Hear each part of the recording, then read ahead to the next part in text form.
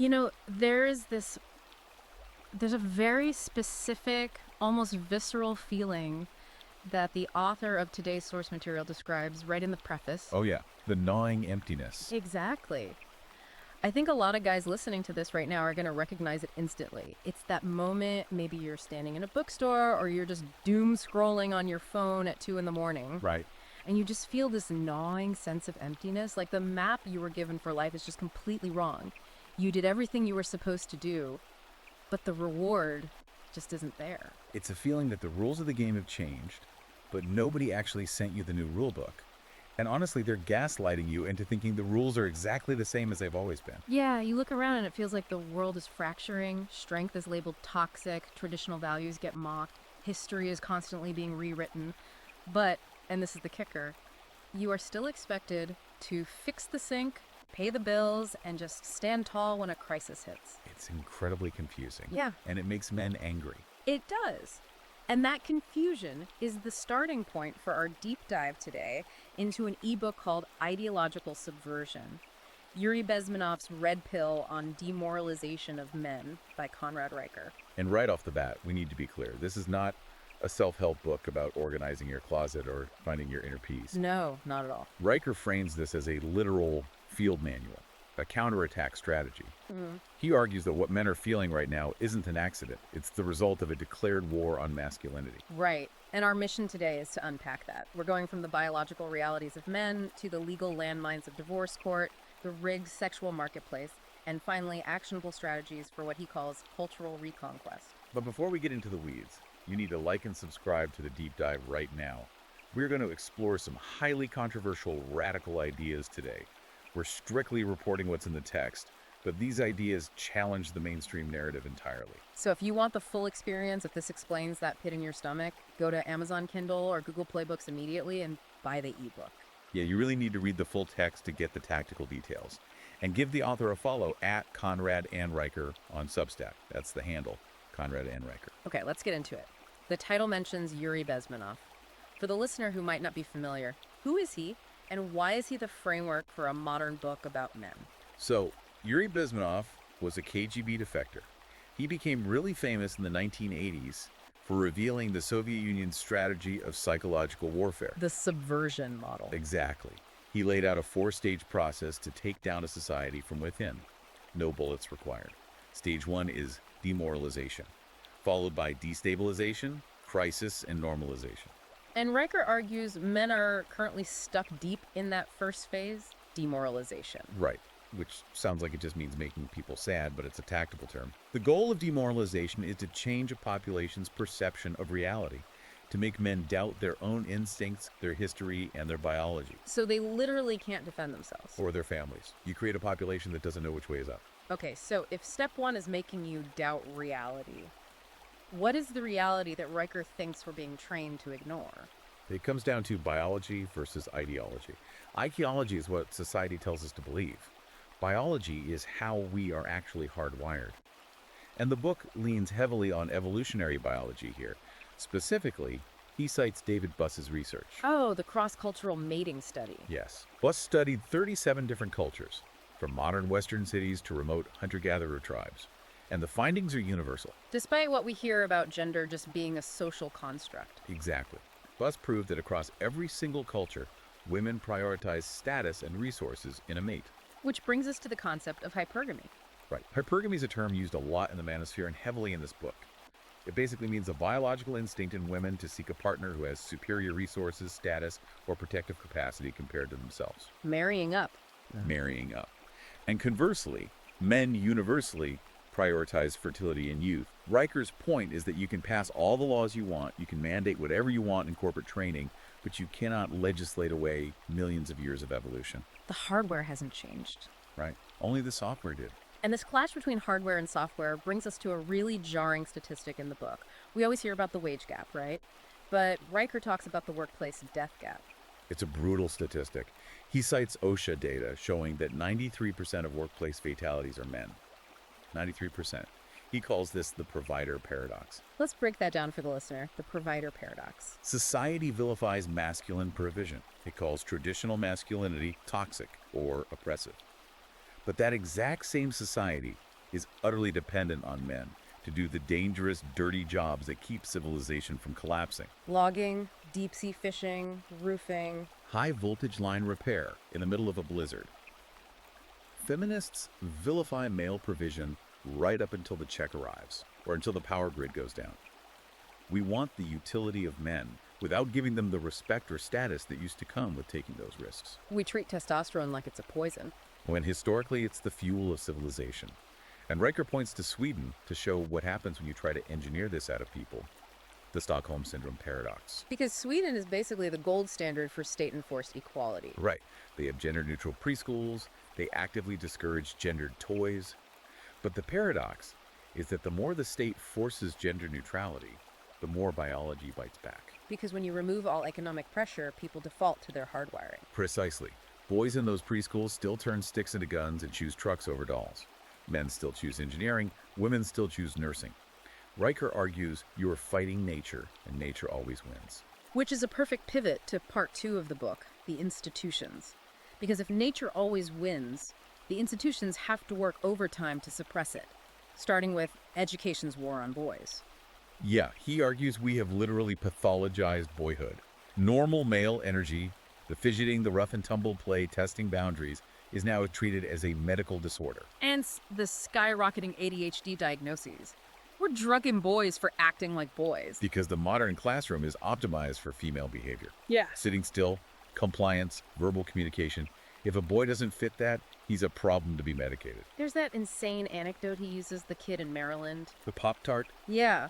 A student gets suspended because he chewed a Pop-Tart into the shape of a gun, a pastry. It's hysterical, but it shows the zero-tolerance policy against even the idea of male martial capacity. It tells boys their natural instincts are inherently dangerous. And then these boys grow up and enter the corporate world, where they hit what Riker calls the glass cellar. We talk about the glass ceiling for women, but the glass cellar is where men are trapped doing those dangerous, dirty jobs we talked about. And even if they make it to the corporate office, they face corporate castration. The DEI initiatives. Diversity, equity, and inclusion. Right. Riker points out the hypocrisy of DEI, ignoring the dirty jobs that men dominate while aggressively targeting boardrooms. And he shares the story of a Boeing engineer. Oh, this one was wild. The guy who was demoted for efficiency. Because his efficiency was deemed intimidating. Right. He wasn't emotionally soft enough. Riker argues the corporate culture now promotes emotional leadership over raw competence, which is why planes literally start having issues. We punish objective problem solving if it isn't nice enough. But as bad as the corporate world is, the book's chapter on the legal system and divorce courts is just, it's a slaughterhouse. It's the angriest part of the book. Riker describes the divorce industry as a massive wealth transfer mechanism. He points out that women initiate 70 to 80% of divorces. But men lose 90% of custody battles. Exactly. And then there's the matriarchy tax. Alimony. State-sponsored theft, as he calls it. A man works his whole life to accrue resources, and the state extracts those resources to subsidize the destruction of his own family. He gives 2 really heartbreaking examples, John and Mike. Yeah, John is the guy whose ex-wife used his alimony money to buy a brand new Tesla. Meanwhile, he's allowed to see his own kids twice a month. And Mike was the factory worker in Detroit. Works the line for 20 years, gets laid off. Yeah. And instead of supporting him, his wife divorces him for emotional distance and financial instability.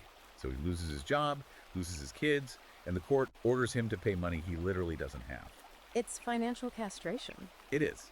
And speaking of emotional distance, let's talk about the dating scene, the sexual marketplace.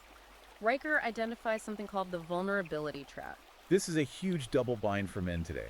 Society constantly tells men you need to open up, be vulnerable, cry more. But when they do, it backfires completely. Riker calls it the Kinsley paradox. Like the lawyer in Jurassic Park.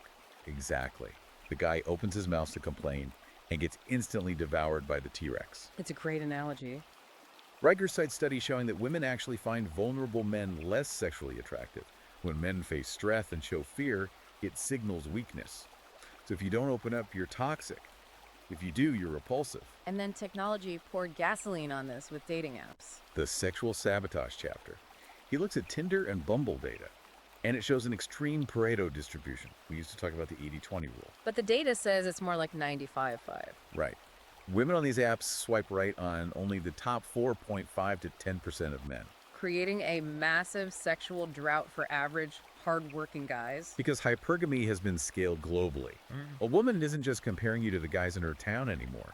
She's swiping on the top tier of men everywhere. Which leads to what Japan calls herbivore men, guys who look at this rigged game and just tap out. They walk away. They use porn and video games for pacification. Riker argues these are basically digital sedatives to keep disenfranchised men from revolting.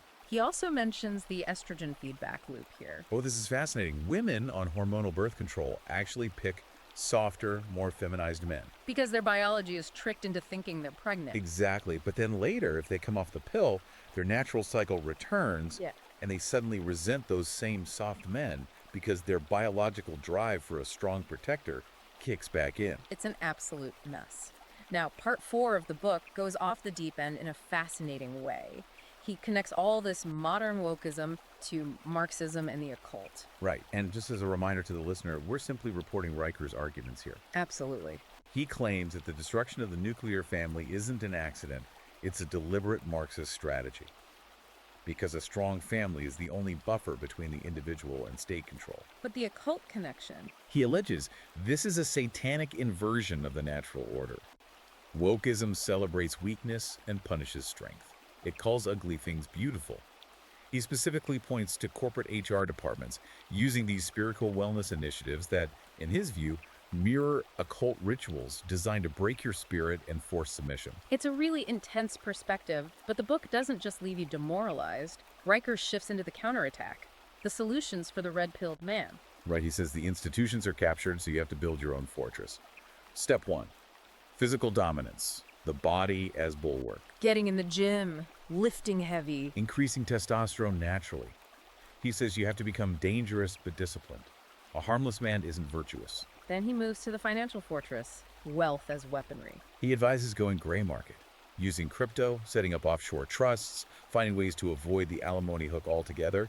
He basically points to the MGTOW movement here. Men going their own way. Right, adopting their strategies of financial independence and avoiding the legal trap of modern marriage. He also talks about digital warfare, weaponize engagement. Using memes and mockery against online subversion because you can't logic someone out of an emotional virus. And rebuilding brotherhood. This is huge. Tribal bonds. Men need male-only spaces to build resilience. Since society's dismantling those spaces, men have to forge them privately. Which all ties into his final principle, rational resilience, rejecting the victimhood narrative completely. You can acknowledge the game is rigged without acting like a victim, opt out, and build your own game. Which brings us to the final provocative thought of the book, the concept of legacy. Riker ends by asking you directly, are you going to be the man who apologizes for existing, or the man who builds the civilization that survives the collapse? That's something to really chew on. Are you building, or are you just complaining about a dying system? Look, whether you agree with all of the political or spiritual angles in this book, it is an incredibly sharp diagnosis of what men are experiencing right now. It covers the history of our captured institutions before the feminists and Marxists took over, and it gives you a tactical way out. It's a perspective you won't hear in mainstream media. If this deep dive fired you up, you need the full manual. Go to Amazon Kindle or Google Play Books right now. Search for Ideological Subversion by Conrad Riker and buy it. And do yourself a favor, follow the author at Conrad on Riker on Substack for ongoing updates and strategies. And before you close the app, like and subscribe to our podcast. We're going to keep bringing you these deep dives into the source materials that matter. Stay resilient. Stop apologizing, start building. We'll see you on the next one.